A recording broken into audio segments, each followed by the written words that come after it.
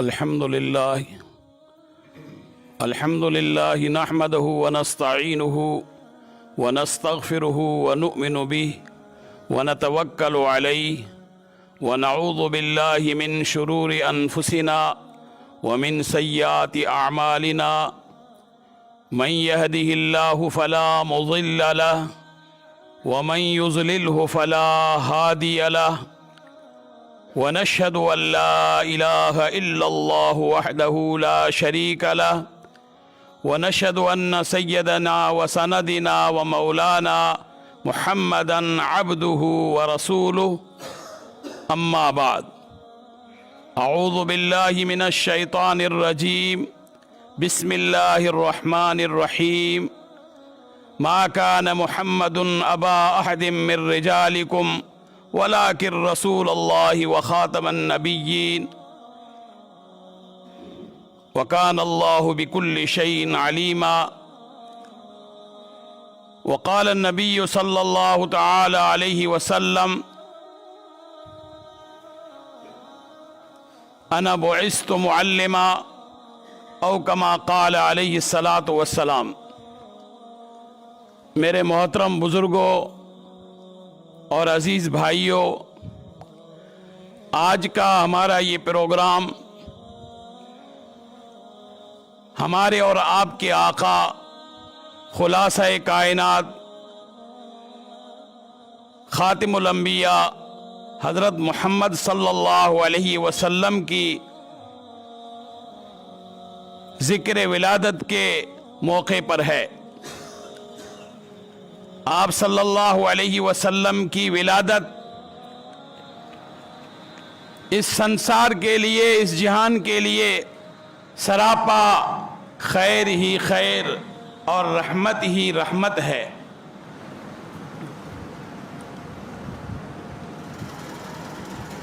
یوں تو آپ صلی اللہ علیہ وسلم کی ولادت 12 یا 8 ربیع الاول کو ہوئی، 571 عیسوی۔ ایک یہ ولادت ہے اور ایک آپ کی ولادت وہ ہے جو 40 سال اس کے بعد میں ہوئی ہے۔ 611 عیسوی، 40 سال کی عمر مبارک جب آپ کو نبوت ملی ہے۔ 12 ربیع الاول کو محمد بن عبداللہ کی ولادت ہوئی ہے۔ 40 سال بعد محمد الرسول اللہ صلی اللہ علیہ وسلم کی ولادت ہوئی ہے۔ 12 ربیع الاول کو آپ کے جمال کی ولادت ہے اور 40 سال بعد آپ کے کمال کی ولادت ہے کہ آپ کے کمالات ظاہر ہوئے۔ یہ بھی عبادت ہے، اس 12 ربیع الاول کی ولادت، اس پر بھی خوش ہونا چاہیے، یہ بھی خوشی کی چیز ہے۔ اور 40 سال جو ولادت ہوئی ہے وہ تو عین مقصود ہے، وہ عمل کرنے والی چیز ہے۔ 12 ربیع الاول کو حضرت محمد رسول اللہ صلی اللہ علیہ وسلم اس دنیا میں تشریف لائے۔ وہ ولادت ہمیں بتاتی ہے کہ آپ کا چال مبارک ایسی تھی، آپ کا قد و قامت ایسا تھا، آپ کے بال مبارک ایسے تھے، آپ کا چہرہ انور ایسا تھا، آپ کی زلفیں ایسی تھی۔ یہ 12 ربیع الاول کی ولادت ہے۔ اس کا ذکر کرنا بھی سراپا عبادت ہی عبادت ہے، بڑی خوشی کی چیز ہے۔ لیکن اس میں ہمارے لیے عمل نہیں ہے، عمل اس ولادت میں ہے جو 40 سال ہوئی، جس میں آپ صلی اللہ علیہ وسلم نے نماز ایسے پڑھی، آپ نے روزہ ایسے رکھا، آپ نے حج ایسے کیا، آپ نے ہر کام جو کیا، یہ عمل کی چیز ہے، یہ سراپا مقصود ہے۔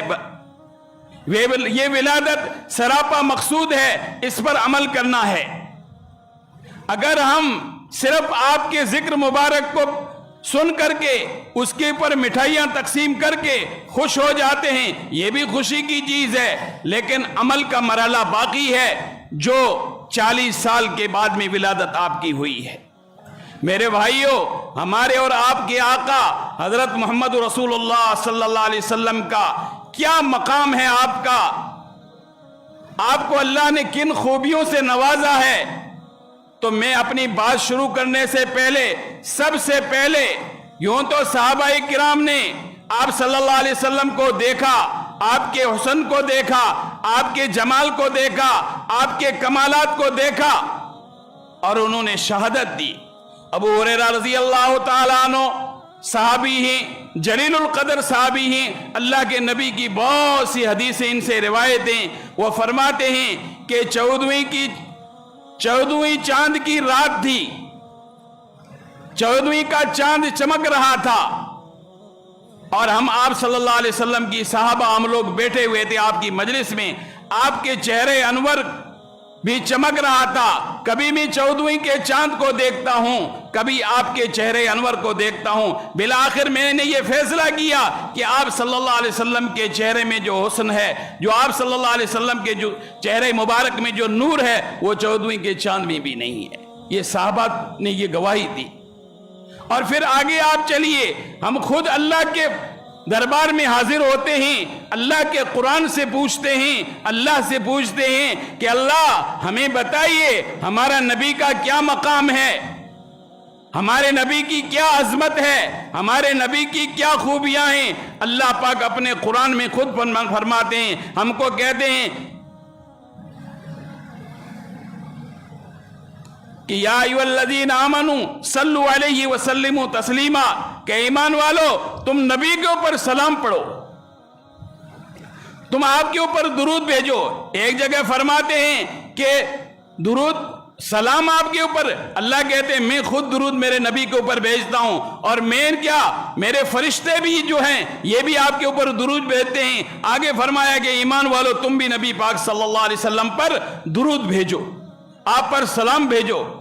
کتنا بڑا میرے بھائیوں آپ صلی اللہ علیہ وسلم کا مقام ہے کہ اللہ پاک خود اپنے محبوب پر درود پڑھ رہے ہیں، سلام بھیج رہے ہیں، اور مقرب فرشتے جو ہیں وہ بھی آپ کے اوپر درود پڑھ رہے ہیں، اور پھر سارے انسانوں کو کہا جا رہا ہے کہ تم بھی نبی کریم صلی اللہ علیہ وسلم پر درود پڑھو۔ یہ آپ صلی اللہ علیہ وسلم کا مقام ہے، یہ آپ صلی اللہ علیہ وسلم کی عظمت ہے۔ تو میرے بھائیوں ہمارے لیے دونوں ولادتیں خیر ہی خیر ہیں۔ ایک ولادت جو آپ کے جمال کی ولادت ہے، حسن یوسف، دم عیسیٰ، ید بیضا، آنچے ہما خوباں دارن تو تنہا داری۔ یوسف علیہ السلام اس دنیا کے اندر حسین و جمیل گزرے ہیں۔ اللہ نے یوسف علیہ السلام کو، یوں حدیث میں آتا ہے کہ یوسف علیہ السلام کو اللہ نے آدھی دنیا کا حسن دے دیا تھا۔ حسن کو جب تقسیم کیا، آدھا یوسف علیہ السلام کو دیا، آدھا باقی دنیا کو دیا۔ پھر یوسف علیہ السلام کے حسن کا کیا عالم تھا، فرمایا کہ یوسف علیہ السلام کو جب عزیز مصر کے محل میں آئے ہیں، اور زنان مصر جب یوسف علیہ السلام کے حسن کے اوپر، عزیز مصر کی بیوی نے جب آپ کے حسن کو دیکھا ہے، تو پھر اس وقت جو ہے وہ بھی فدا ہو گئی ہے اور زنان مصر بھی فدا ہو گئی ہیں۔ لیکن یہ حال ایک طرف ہے، اور پھر اسی حسن میں اپنی انگلیوں کو بھی، اس حسن کو دیکھ کر کے جب ایسی حیران و پریشان ہوئی ہیں، اپنی انگلیوں کو، بازوؤں کو، ہاتھوں کو بھی کاٹ ڈالا ہے۔ سیدنا عائشہ صدیقہ رضی اللہ تعالیٰ عنہ جو نبی پاک صلی اللہ علیہ وسلم کی زوجہ مطہرہ ہیں، وہ فرماتی ہیں کہ اگر میرے محبوب حضرت محمد صلی اللہ علیہ وسلم کو مصر کی بیگمات دیکھ لیتی تو ہاتھ تو کیا اپنے دل بھی کٹا ڈالتی، اپنے دل بھی کاٹ دیتی۔ محمد صلی اللہ علیہ وسلم کو، آقا کو جنہوں نے دیکھا، آقا کی اداؤں پر، آقا کے طریقوں پر، آقا کے اشاروں پر اپنی جانیں کٹا ڈالی، قربانیاں دے دی۔ میرے بھائیوں یہ محمد رسول اللہ صلی اللہ علیہ وسلم کے صحابہ کا حال تھا۔ اپنا سب کچھ انہوں نے تج دیا، یہ نبی کی سیرت کے اوپر اپنا سب کچھ الٹا دیا، سب کچھ اپنا قربان کر دیا۔ اللہ ہمیں بھی ایسی سیرت میرے بزرگوں اپنانے کی، ایسی سیرت پر عمل کرنے کی توفیق نصیب فرمائے۔ نبی کریم صلی اللہ علیہ وسلم کے جمالات، آپ کا خوبیاں، آپ کے کمالات اتنے زیادہ بڑے ہوئے ہیں کہ یوں فرمایا، ایک اللہ والے فرماتے ہیں کہ جب यूं समझो कि अल्लाह ताला ने नबूवत का आसमान एक बनाया है, उसमें सब नबियों को तारे बना दिए। रात हुई है और सब नबी जो है नबूवत के तारे, आदम अलैहिस्सलाम भी एक सितारा हैं, नूह अलैहिस्सलाम भी एक तारा हैं, हजरत दाऊद अलैहिस्सलाम भी एक तारा हैं, इब्राहिम अलैहिस्सलाम भी एक सितारा हैं, मूसा अलैहिस्सलाम भी एक सितारा हैं, लेकिन ये ईसा अलैहिस्सलाम भी एक सितारा और एक तारा हैं। लेकिन रात तारों से भर चुकी है, लेकिन उजाला तो भी नहीं हो रहा है, चांदना नहीं हो रहा है, रोशनी नहीं आ रही है। इतने में क्या देखते हैं कि फारान की चोटियों से, हिजाज की चोटियों से, मक्का की चोटियों से पिरा फुट रही है, सुबह सादिक तुलू हो रहा है, सुबह सादिक जाहिर हो रही है और वो खबर दे रही है कि सूरज निकलने वाला है, सिराजम मुनीरा आने वाला है, चमकता हुआ सूरज। और फिर ये सूरज अब जैसे ही ये सूरज तुलू हुआ नबूवत का, जितने तारे थे सब गायब हो गए। अब किसी सितारे की जरूरत नहीं है, अब इब्राहिम अलैहिस्सलाम के दीन की जरूरत नहीं, अब आदम अलैहिस्सलाम के दीन की जरूरत नहीं, मूसा अलैहिस्सलाम और तौरात की अब जरूरत नहीं, अब ईसा अलैहिस्सलाम और इंजील की भी जरूरत नहीं, ना दाऊद अलैहिस्सलाम और जबूर की जरूरत है, ना दूसरे सहीफों की जरूरत है। अब मोहम्मद रसूलुल्लाह सल्लल्लाहु अलैहि वसल्लम का ये सूरज क़यामत की तक चमकता रहेगा, सुबह क़यामत तक यही सूरज चमकेगा और फिर तमाम नबियों का सिलसिला खत्म, सब इस दुनिया से चले गए, अब किसी की जरूरत नहीं है। ये मोहम्मद रसूलुल्लाह सल्लल्लाहु अलैहि वसल्लम की नबूवत है। वो आए तो आते ही चले गए, वो बढ़े तो बढ़ते ही चले गए, वो चमके तो चमकते ही चले गए, इतने चमके इतने चमके इतने आगे बढ़े। आज 1400 साल उनको हो गए। हम इस गांव की खानियाणु की मस्जिद में बैठकर आप सल्लल्लाहु अलैहि वसल्लम का तज़किरा कर रहे हैं। मेरे भाइयों, ये उन्हीं की रोशनी है, ये आप सल्लल्लाहु अलैहि वसल्लम के नूर से मस्जिद मुनव्वर है। और फिर फरमाया अब क़यामत तक कोई नबी नहीं आएगा, मुहद्दिस आएंगे, फकीह आएंगे, बड़े बड़े नेक बंदे आएंगे, सबको रोशनी तो इसी सूरज मोहम्मद रसूलुल्लाह सल्लल्लाहु अलैहि वसल्लम से मिलेगी, सबको इन्हीं से रोशनी मिलेगी। अबू हनीफा आएंगे, इमाम बुखारी आएंगे, मुस्लिम आएंगे, अहमद बिन हंबल भी आएंगे, इमाम शाफी भी आएंगे, अब्दुल कादिर जीलानी भी आएंगे और ख्वाजा मोइनुद्दीन चिश्ती अजमेरी भी आएंगे। सबको रोशनी मोहम्मद रसूलुल्लाह सल्लल्लाहु अलैहि वसल्लम से मिलेगी, सब इन्हीं से रोशनी हासिल करेंगे और इनके काम को, आप सल्लल्लाहु अलैहि वसल्लम के फैज को, आप सल्लल्लाहु अलैहि वसल्लम के दीन को आगे फैलाएंगे और दीन का डंका बजाएंगे और दीन का जो है रोशनी पूरे आलम में फैलाएंगे। मेरे बुजुर्गों, फैलाया, काम किया। हजरत ख्वाजा अजमेरी रहमतुल्लाह अलैह, जिनका हम आज अजमत से नाम लेते हैं, 1000 साल जिनको हो गए, ख्वाजा अजमेरी रहमतुल्लाह अलैह ने हमारे इस मुल्क के अंदर, इस राजस्थान के पथरीली जमीन में आकर के जो मोहम्मद रसूलुल्लाह सल्लल्लाहु अलैहि वसल्लम का दीन, आपकी सीरत, आपका कलिमा जो सुनाया, तो फिर अजमतें ही अजमतें हो गई। फिर ये नूर फैलता ही फैलता चला गया। आज भी हम उनका नाम मोहब्बत से लेते हैं, अजमत से लेते हैं। क्यों? इसलिए कि ख्वाजा हजरत मोहम्मद रसूलुल्लाह सल्लल्लाहु अलैहि वसल्लम की सीरत से जुड़े हुए थे। मोहम्मद रसूलुल्लाह सल्लल्लाहु अलैहि वसल्लम के सूरज से नूर हासिल करके आगे फैलाया, तो जो अल्लाह के नबी से जुड़ गया, मोहम्मद रसूलुल्लाह से जुड़ गया, मेरे बुजुर्गों, अल्लाह पाक ने उनके तज़किरों को, उनकी बातों को भी यादगार बना दिया, उनकी अजमतें, उनकी मोहब्बतें लोगों के दिलों के अंदर डाल दी।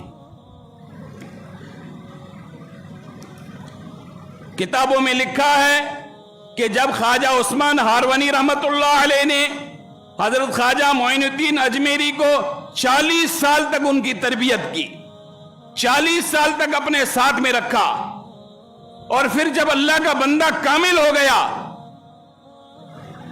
जब मोहम्मद रसूलुल्लाह सल्लल्लाहु अलैहि वसल्लम की गुलामी में पक्का हो गया, आपकी सीरत पर अमल में पक्का हो गया, ये फिर ख्वाजा अजमेरी को लेकर के बैतुल्लाह शरीफ गए हैं और उस वक्त एक दुआ की है। क्या दुआ की है? फरमाया, इलाही ममुईन राबतु सुपरदम, ऐ अल्लाह, मैं मोइनुद्दीन को आपके हवाले करता हूं, آپ اس سے اپنے دین کا کام لے لیجئے, محمد رسول اللہ صلی اللہ علیہ وسلم کے دین کے پھیلانے کا ذریعہ بنا دیجئے.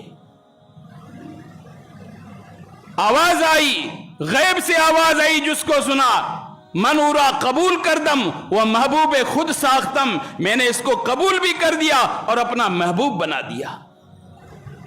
یہ خواجہ اجمیری رحمت اللہ علیہ تھے. پھر اللہ کے نبی کے روزے پر گئے ہیں, وہاں سے ایک اشارہ ملا ہے, آپ جاؤ فلاں جگہ جاؤ اور دین کا کام کرو, تب جا کر کے یہاں تشریف لائے ہیں.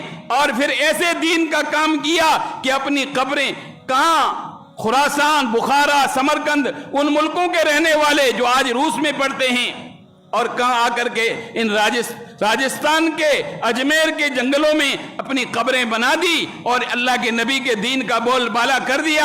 اب صبح قیامت کو اٹھیں گے, ادھر سے قافلہ جب اٹھے گا کتنے لوگ ساتھ میں کلمہ پڑھتے ہوئے جائیں گے, میدان حشر میں جمع ہوں گے. میرے بھائیوں, یہ سب قربانیاں ہیں, یہ سب قربانیاں ہیں. سیرت صرف اس کا نام نہیں ہے, صرف میلاد اس کا نام نہیں ہے کہ نبی کا نام مبارک لے لیا اور آگے کام کچھ نہیں کرنا, ایسا نہیں ہے. بلکہ نبی پاک صلی اللہ علیہ وسلم کے کردار پر چلا جائے, آپ کے طریقوں پر چلا جائے, آپ نے جو حکم دیا اس پر چلا جائے. آپ صلی اللہ علیہ وسلم ایک مرتبہ مسجد نبوی میں, اللہ کے نبی کی مسجد, اللہ پاک ہم سب کو اس کی زیارت نصیب فرمائے. مسجد کے اندر آپ خطبہ دے رہے ہیں, آپ کی زبان سے یوں فرمانے لگے بیٹھ جاؤ, تو جو جہاں تھا وہیں بیٹھ گیا. ایک صحابی وضو کر رہے ہیں, وہ وہیں بیٹھ گئے. ایک صحابی کا چوکھٹ کے اوپر, تھلکن کے اوپر ایک پاؤں باہر ہے ایک اندر ہے, وہ وہیں بیٹھ گیا. کیا مجال ہے کہ دوسرا پاؤں بھی اندر کروں یا باہر کروں؟ کسی نے کہا تم یہاں بیٹھ گئے, فرمایا درد مندوں سے نہ پوچھ کہاں بیٹھ گئے, تیری گلی میں جہاں جگہ ملی وہاں بیٹھ گئے, جہاں محبوب کا حکم ہوا وہاں بیٹھ گئے, جہاں محبوب کا حکم ہوا وہاں اپنا سب کچھ لٹا دیا. میرے بھائیوں, محمد رسول اللہ صلی اللہ علیہ وسلم کی سیرت پر عمل تو صحابہ نے کیا. کیا عمل کیا؟ ایسا عمل کیا, ایسا عمل کیا, اور اتنا آپ صلی اللہ علیہ وسلم کی باتوں پر ان کو یقین تھا کہ ہم سوچ بھی نہیں سکتے ہیں. ابو ذر غفاری رضی اللہ تعالیٰ عنہ اللہ کے نبی کا عجیب ایک دیوانہ صحابی ہیں, ایک عجیب جذب کی ان کے اوپر کیفیت ہے.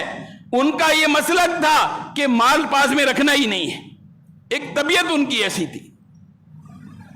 جنگلوں میں جا کر کے رہتے تھے, لیکن اللہ کے نبی کی ایک پیشن گوئی تھی کہ میرا ابو ذر یہ اکیلا رہے گا, موت بھی اس حالت میں آئے گی کہ اکیلا ہوگا, لیکن اس کی نماز جنازہ جو ہے میرے صحابہ آئیں گے پڑھائیں گے. اب یہ ایک بستی ہے ربضہ, وہاں رہتے تھے, حج کا موسم تھا, عثمان غنی رضی اللہ تعالیٰ عنہ تیسرے خلیفے کا زمانہ ہے, بالکل ان کا آخری وقت ہے, موت قریب ہے, بیوی بھی پریشان ہے کہ اب اس حال میں کوئی انسان بھی نہیں ہے, میں اکیلی ہوں, ان کی جنازے کی نماز کون پڑھائے گا, اور ان کے لیے کفن دفن کا انتظام کون کرے گا, کوئی مرد نہیں ہی. وہ کہتے تھے کہ تو چپ بیٹھ جا, تجھے پتہ نہیں ہے میرے محبوب نے مجھ سے وعدہ کیا تھا, حضرت محمد صلی اللہ علیہ وسلم میرے محبوب نے مجھ سے وعدہ کیا تھا کہ ایک جماعت آئے گی اور تیری جنازے کی نماز پڑھے گی. چنانچہ بیوی کو کہا ذرا دیکھو, بیوی پاس میں ٹیلا ہے, اونچی زمین ہے, وہاں چڑھ کے دیکھتی ہے تو دور سے بار بار جاتی ہے واپس آتی ہے. ایک مرتبہ دیکھتی ہے کہ دور سے ایک قافلہ آ رہا ہے, غبار اٹھ رہا ہے, غبار. اونٹ وغیرہ پر پورے جب قافلے چلتے تھے تو دھول اٹھتی تھی, غبار اٹھتا تھا کہ غبار اٹھ رہا ہے. واپس آ کر کہنے لگے غبار, کہا کہ ہاں وہ غبار اٹھ رہا ہے, وہ میرے نبی کے صحابہ ہیں, میرے ساتھی وہ آئیں گے, لہذا تم غلام کو کہا کہ ایک اونٹنی ذبح کرو, ان کے کھانے کا انتظام کرو, ابھی زندہ ہیں. یہ کہہ کر کے پھر ان کا انتقال ہو گیا. اتنے میں وہ صحابہ کا قافلہ آ گیا, وہ نبی کا صاحب الوسادہ, نبی صلی اللہ علیہ وسلم کا صاحب الوسادہ, وہ سواک, مسواک اور تکیہ رکھنے والا جانثار خادم, چھوٹے سے قد کا ہے لیکن علم کا جبال ہے, پہاڑ ہے, عبداللہ ابن مسعود رضی اللہ تعالیٰ عنہ وہ ہیں. ان کے ساتھ کچھ صحابہ ہیں, اونٹنیوں پر دوڑے آ رہے ہیں. یہ عورت جاتی ہے, کپڑا ہلا کر کے سب کو کہتی ہے رک جاؤ رک جاؤ, نبی کے صحابی ابو ذر کا انتقال ہو گیا ہے, ان کے جنازے کا کفن دفن کا انتظام کرو.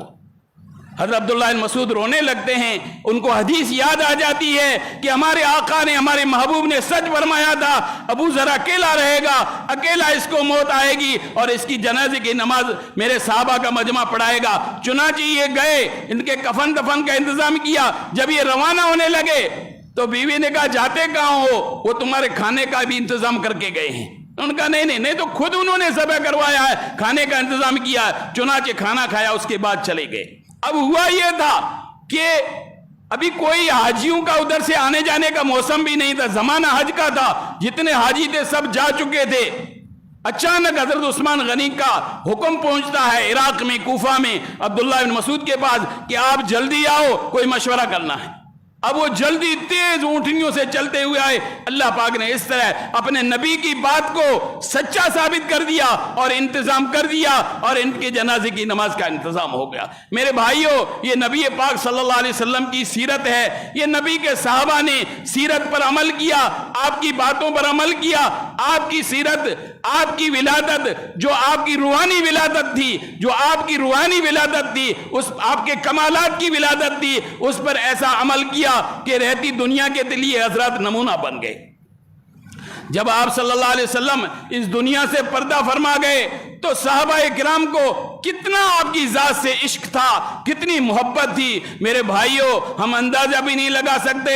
ایک صحابی نے جیسے ہی سنا کہ اللہ کے نبی کا انتقال ہو گیا، دنیا سے پردہ فرمایا، تو انہوں نے اللہ سے دعا کی، اے اللہ مجھ سے میری آنکھیں چھین لے، میں اپنے اللہ کے تیرے محبوب کے بعد میں کسی دنیا میں کسی کو دیکھنا نہیں چاہتا۔ ایسی انہوں نے دعا فرمائی۔ آپ صلی اللہ علیہ وسلم جس خچر پر سوار ہوتے تھے، وہ خچر اتنا بے چین ہوا، جا کر کے کنویں میں گر گیا، مر گیا۔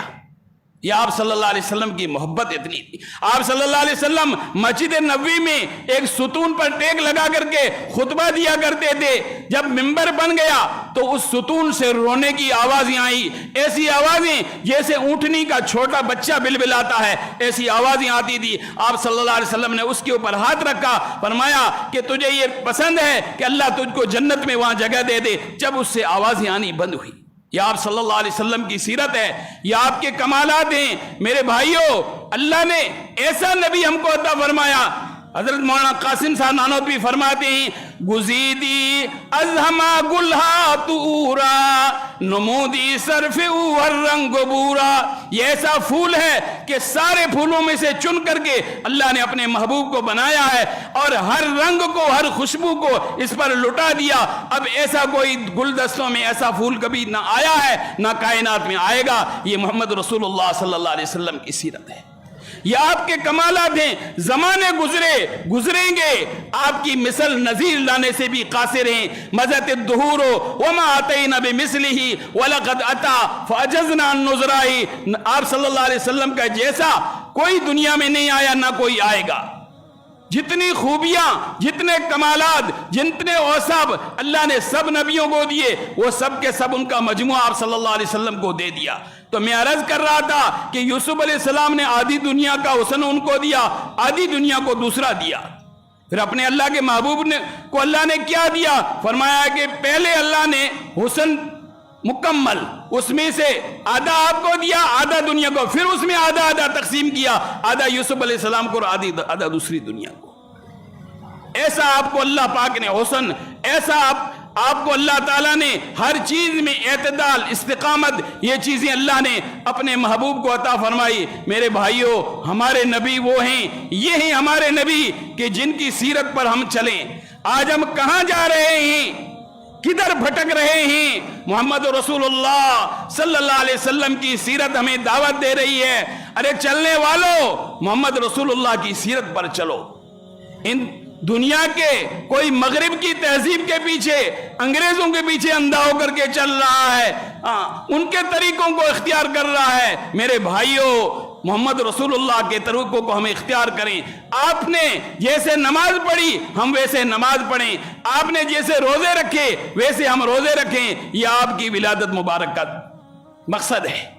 آپ نے جیسے دین کا کام کیا ہم ویسے دین کا کام کریں۔ میرے بھائیوں، مرنے کے بعد کی جو زندگی ہے اس کی ہم تیاری کریں۔ ہمارے نبی اس دنیا سے اس تشریف لے گئے، لیکن ہمیں اور آپ کو بھولے نہیں۔ ہمارا اور آپ کو جو امت آنے والی ہے پوری امت کو بھولے نہیں. فرمایا کہ قیامت کا میدان ہوگا, نفسی نفسی کا عالم ہوگا, ہر شخص قیامت کا میدان میں سب پریشان حال ہوں گے. ایک ٹائم ہو جائے گا, ابھی حساب کتاب شروع نہیں ہوگا, سارے آدم علیہ السلام سے لے کر کے آخری انسان تک آنے والے سب ایک میدان میں جمع ہوں گے, سب پریشان ہوں گے کہ اللہ پاک حساب ہمارا شروع کر دے. ہر شخص اپنے پسینے میں ڈوبا ہوا ہوگا. اس وقت سب لوگ اکٹھے ہو کر کے حضرت آدم علیہ السلام کے پاس جائیں گے کہ آدم علیہ السلام آپ ہمارے باپ ہیں, اللہ نے آپ کو اپنے ہاتھ سے مبارک سے بنایا, پھر اس میں روح پھونک دی, اللہ سے سفارش کیجئے حساب شروع ہو جائے. آدم علیہ السلام کہیں گے آج میرا یہ مقام نہیں ہے, لہذا تم نوح علیہ السلام کے پاس جاؤ. نوح علیہ السلام کے پاس جائیں گے, وہ بھی جواب دے دیں گے. ابراہیم علیہ السلام کے پاس جائیں گے, وہ بھی جواب دے دیں گے. بات قصہ لمبا ہے. پھر حضرت موسیٰ علیہ السلام, عیسیٰ علیہ السلام, ہر ایک کے پاس جائیں گے. سب کہیں گے تم محمد رسول اللہ صلی اللہ علیہ وسلم کے پاس جاؤ. جب یہ پورے انسان جمع ہو کر کے محمد رسول اللہ صلی اللہ علیہ وسلم کے پاس جائیں گے, اللہ کے نبی اس وقت سجدے میں گر جائیں گے اللہ کے سامنے, اور سجدے میں روئیں گے, سجدے میں گڑگڑائیں گے. اس وقت اللہ کا حکم ہوگا کہ ارفع راسک سل توتا, اے میرے محبوب اپنے سر کو اٹھائیے, آپ مانگیے, اللہ آپ کو دے گا, اللہ آپ کو عطا کرے گا. آپ صلی اللہ علیہ وسلم سفارش کریں گے اور ساری کائنات کا, دنیا کا حساب کتاب شروع ہوگا. اور اس کے بعد میرے بھائیوں تو وہ نبی ہر ایک جب پل صراط پر گزرے گا نفسی نفسی کہتا ہوا جائے گا, لیکن ایک وہ ہستی ہوگی, ایک وہ ذات ہوگی, وہ کہہ رہی ہوگی یا رب امتی, یا رب امتی, اے اللہ میری امت کا کیا ہوگا. اس نبی کے طریقوں کو میرے بھائیوں ہم کب عمل کریں گے. زندگیاں ہو گئی 40 سال 50 سال 60 سال, کب زمانہ آئے گا, کب عمل کریں گے. ارے کھیتیاں تو اب پکنے کے قریب ہو چکی ہیں, وہ دن بھی بہت نزدیک ہیں جی اس دنیا میں نہ ہم ہوں گے نہ ہم جو ہے کوئی رہے گا, اور ہمارا تذکرہ بھی نہیں رہے گا. ایک زمانہ پہلے بھی ہمارے اوپر تھا, 50 60 70 سال کی ہماری زندگی, اس سے پہلے کیا تھا. هل أتى على الإنسان حين من الدهر لم يكن شيئا مذكورا. انسان کے اوپر وہ زمانہ بھی آیا ہے کہ اس کا نام بھی نہیں تھا, اس کو کوئی جانتا بھی نہیں تھا. اب دنیا میں آیا ہے, اس کے بعد بھی پھر ایک زمانہ گزرے گا, کوئی جانے گا بھی نہیں. میرے بھائیوں اس سے پہلے ہم آخرت کی تیاری کر لیں, نبی کی سیرت پر عمل کر لیں, نبی کے طریقوں پر عمل کر لیں. یہی ربیع الاول کا پیغام ہے, یہی نبی کی ولادت کا پیغام ہے, یہی نبی کی سیرت کا پیغام ہے. باقی ناچنا گانا یہ ہمارے نبی کا طریقہ نہیں, یہ ہمارے نبی کی سیرت نہیں. یہ ہوگی جن کی سیرت ہوگی, ہوگا جن کا طریقہ ہوگا. ہمارے نبی کا طریقہ شکر میں بھی, خوشی میں بھی اللہ کو یاد کرو, غمی میں بھی اللہ کو یاد کرو, ہر وقت اللہ کو یاد کریں. تو میرے بھائیوں آج ہم اور آپ تمام یہ عہد کریں کہ ہم نبی پاک صلی اللہ علیہ وسلم کی سیرت کو اپنائیں گے, آپ کے طریقوں پر چلیں گے. آپ نے جو ہمیں طریقہ دیا ہے اس کے اوپر ہم زندگی گزاریں گے. یہی سیرت ہے, یہی نبی کا پیغام ہے. میرے بھائیوں اللہ ہمیں اور آپ کو اپنے نبی سے سچی پکی محبت نصیب فرمائے. کیسے کیسے لوگ تھے, کیسی کیسی تمنائیں تھی. ایک شاعر کہتا ہے تمنا ہی لاکھوں امیدیں ہیں لاکھوں, لیکن بڑی امید ہے یہ ہو سگانے مدینہ میں میرا نام شمار. یوں تو میری لاکھوں امیدیں ہیں, تمنائیں, سب سے بڑی تمنا یہ ہے, سب سے بڑی اللہ سے میری آرزو یہ ہے, اللہ مدینے کی مبارک کی گلیوں کے جو گھومنے والے جو جانور ہیں ان میں تو ہمارا حشر کر دے, انہیں میں تو ہم کو شامل کر دے. ایسی میرے بھائیوں اللہ نے اپنے محبوب کے ذریعے سے جو عزتیں دی ہیں, اور اللہ نے جو اپنے محبوب کا مقام بلند کیا ہے, ہمیں جو اللہ نے اپنے محبوب کی امت میں بنایا ہے, میرے بھائیوں اس پر ہم جتنا بھی اللہ کا شکر ادا کریں وہ کم ہے. یہ سیرت ہے, یہ نبی کی سیرت کا پیغام ہے. میرے بھائیوں ہر زمانے میں, ہر دور میں نبی کے چاہنے والوں نے, نبی کے نام لیواؤں نے, نبی کے ماننے والوں نے نبی کی سیرت کو اپنا کر کے دنیا کو بتایا ہے. کہ ایسے سیرت پر چلا جاتا ہے، ایسے نبی کے طریقوں پر چلا جاتا ہے۔ اور آپ دنیا میں کتنے بھی بڑے بڑے انسان آئے، نبی بھی آئے، دنیا میں بڑے بڑے لوگ آئے، لیکن کسی کی سیرت، کسی کی زندگی ایسی محفوظ نہیں ہے جیسے میرے اور آپ کے آقا کی زندگی پوری محفوظ ہے۔ آپ صلی اللہ علیہ وسلم کا کھانے کا طریقہ کیا تھا، پورا کتابوں میں، حدیثوں میں لکھا ہوا ہے۔ آپ کا سونے کا کیا طریقہ تھا، سوتے وقت آپ کون سے الفاظ بولتے تھے، دعا بولتے تھے، وہ بھی کتابوں میں لکھی ہوئی ہے۔ آپ صلی اللہ علیہ وسلم کھانے سے پہلے کیا چیز پڑھتے تھے، کیا دعا پڑھتے تھے، وہ بھی لکھے۔ کھانا کیسے کھاتے تھے، کون سے ہاتھ سے کھاتے تھے، اور پھر کس طریقے سے پانی کب پیتے تھے، پورا کا پورا طریقہ میرے بھائیوں محفوظ ہے، سب لکھا ہوا ہے۔ آپ جب چلتے تھے کیسے چلتے تھے، یہ بھی کتابوں کے اندر پورا طریقہ محفوظ ہے۔ آپ صلی اللہ علیہ وسلم نے اپنے بیویوں کے ساتھ، اپنی اولاد کے ساتھ کیسے زندگی گزاری، کیا معاشرت تھی آپ کی، یہ بھی نبی کا پورا طریقہ محفوظ ہے۔ یہ بھی آپ صلی اللہ علیہ وسلم کی ولادت اور سیرت ہے آپ کی۔